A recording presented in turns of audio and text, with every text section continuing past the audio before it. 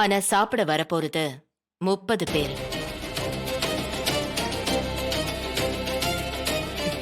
இவ்ளோ கம்மியான பொருளை வச்சு 30 பேர் சாப்பிடுற அளவுக்கு, அதுவும் வயிறார சாப்பிடுற அளவுக்கு நீங்க எப்படி சமைக்கிறீங்கன்றத நான் பார்க்க போறேன்.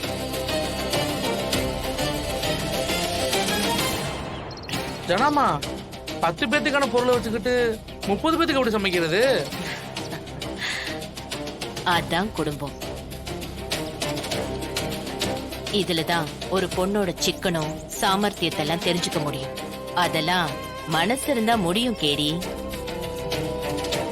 மீனா, தமிழ் 2 பேரும் போய் சமைக்க ஆரம்பிங்க.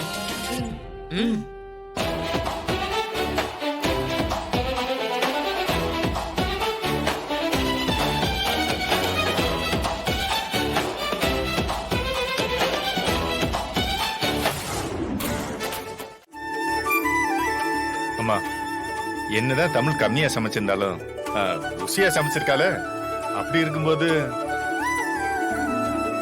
அப்பா என்ன பேசுறீங்க? தமிழ் சமைச்சது பாதி பந்திலே முடிஞ்சிருச்சு. அம்மா சமைச்சதா அத்தனை பேரும் சாப்பிட்டு ருசியா இருக்குன்னு சொல்லி எந்திரிச்சு போயிருக்காங்க. அப்பா, அம்மா தான் வின்னர்.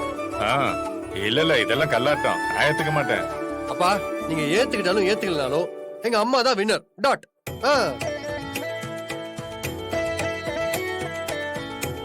தமிழ் சமைக்கிறது எப்படி, குடும்பம் நடத்துறது எப்படின்னு டெய்லி 2 மணி நேரம் எங்க அம்மா கிட்ட டியூஷன் எடுத்துக்கோ. ஏய், ஏதோ ஒரு போட்டி மிஸ் ஆயிருச்சு, அதுக்காக என் மருமக தோத்துட்டான்னு அர்த்தமா? அடுத்த போட்டியில பாரு, அவதான் ஜெயிப்பா. ஆமா, அப்பா பாக்கலாம் பாக்கலாம். தமிழ் விட்டு கொடுத்துடாத அடுத்த தடவை. சரிங்க மாமா.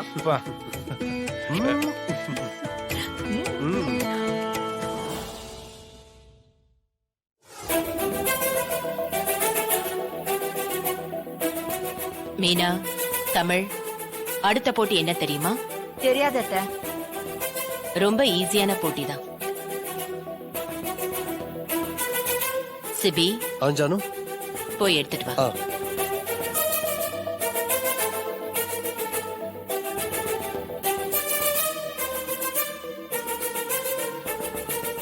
ஜானு,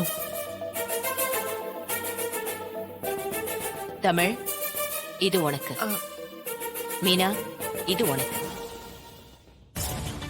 எதுக்கு இவ்வளவு பணம்? 2 பேர்கிட்டயும் 20,000 ரூபாய் கொடுத்திருக்கேன். நாம ரொம்ப நாள் கழிச்சு ஊருக்கு வந்திருக்கோம்ல, நம்ம சொந்த பந்தங்களுக்கு, நம்ம பண்ணையில வேலை செய்யறவங்களுக்கு எல்லாருக்கும் புடவை எடுத்து கொடுக்கணும்.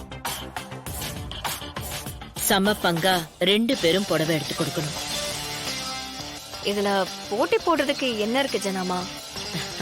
நீங்க எடுத்து கொடுங்க, ரிசல்ட் நான் சொல்றேன். சரி ஜனாமா.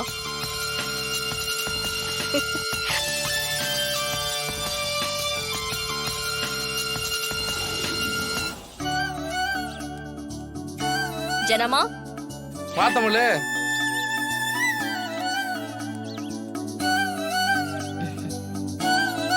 என்ன தமிழ், அதுக்குள்ள வந்துட்ட? அவ்வளவுதானே ஜனமா. நம்ம கிட்ட எத்தனை பேர் வேலை செஞ்சாலும், எவ்வளவு சொந்த பந்தம் இருந்தாலும் எல்லாரையும் ஒரே மாதிரி மதிக்கணும்ல. அதான் ஜனமா, எல்லாருக்கும் ஒரே மாதிரியான டிசைன்ல புடவை எடுத்துட்டு வந்திருக்கேன். அக்கா, பெரியம்மா, எல்லாரும் வாங்க.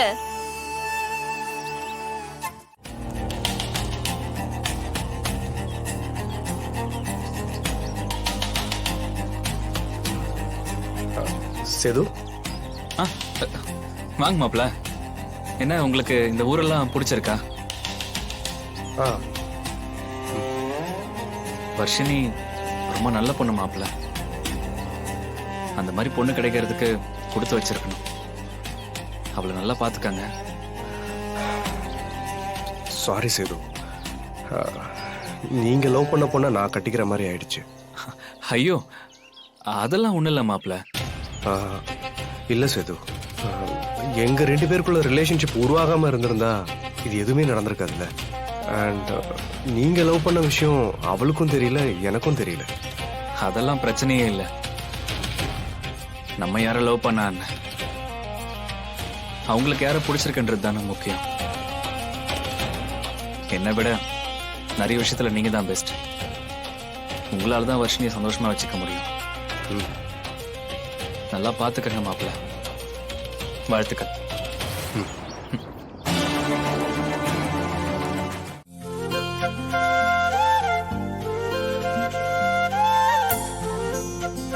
ஜனாமா,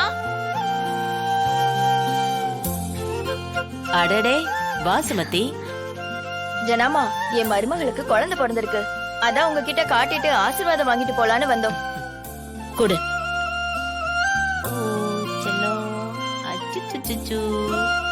அப்படியா உங்க அப்பா உரிச்சு வச்சிருக்கானே? ஆமா, கல்யாணமாகி எத்தனை நாள் ஆகுது?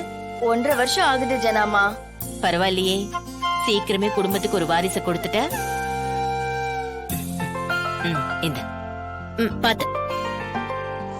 மீனா, தமிழ்.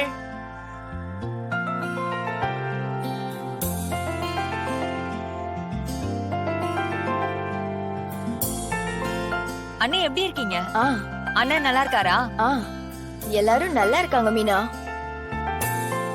எங்க ஊர் பக்கமே வர மாட்டேங்கிறீங்களே? இந்த மாதிரி ஏதாவது விசேஷம்னா தான் வரீங்க. எங்க அண்ணி, சென்னையில அவ்வளவு வேலை இருக்கு. எங்களுக்கும் இங்க அடிக்கடி வரணும்னு ஆசைதான், ஆனா நேரம் கிடைக்க மாட்டேங்குதே. இதே சொல்லிட்டு இருந்தீங்கன்னா பிறந்த ஊரோட உறவு சுத்தமா விட்டு போயிரும். மீனா, சிபிக்கு கல்யாணம் எவ்வளவு நாள் இருக்கும்? 6 மாசம் மேலேயே இருக்கும்.